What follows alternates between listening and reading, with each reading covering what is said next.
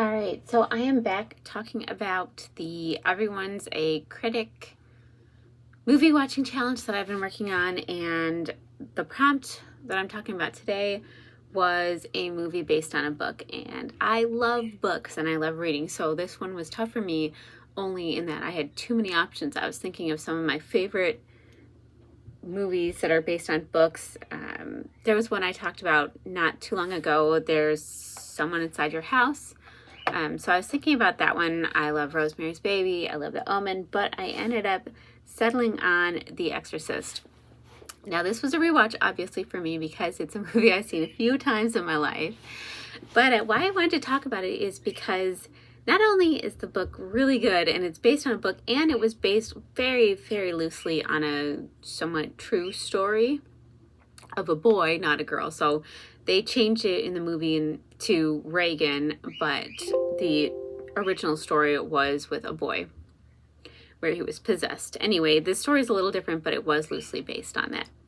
But one of the reasons I wanted to talk about The Exorcist and watch it is because it was one of those movies that really changed horror and sort of defined a generation of horror films for people. So that was one that really pushed things to another level.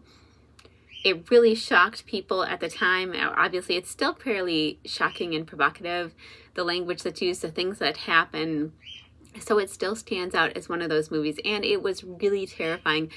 I don't think it's as terrifying now for most people, but I know that an entire generation of people, if you ask them what's the scariest movie you've ever seen, they will say The Exorcist, and that would be more of Gen Z, or not Gen Z,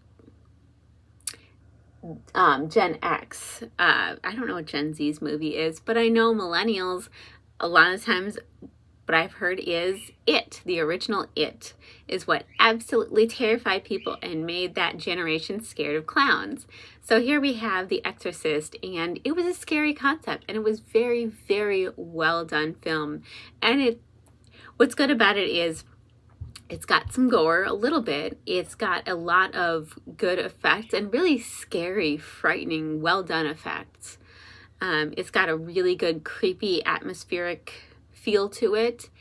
And also it has this psychological aspect because it messes with your head and it messes with the concept of what happens after you die and where do people go. And, you know, the guy's mom, it kept coming up like about his mom, and it really, like, the demon Pazuzu in this found a way to really hit on something that was very, very personal for the priest. So I thought that was cool and well done. Sorry for any background noise.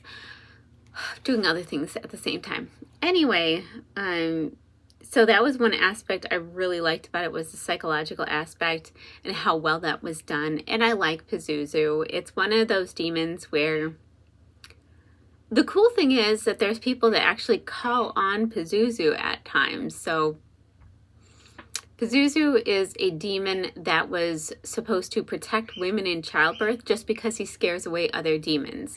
So he's a demon that brings famine and lots of really bad stuff.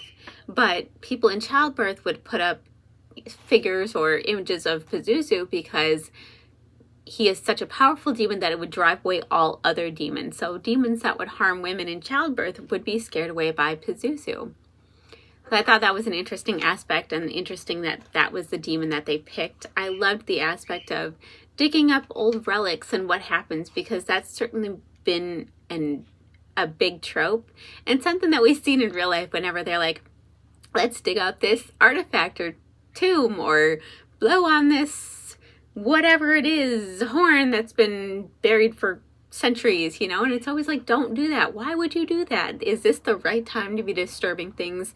And that holds true in the movies too, that we see a lot of the effects of messing with long buried things and tombs and disrupting dead people.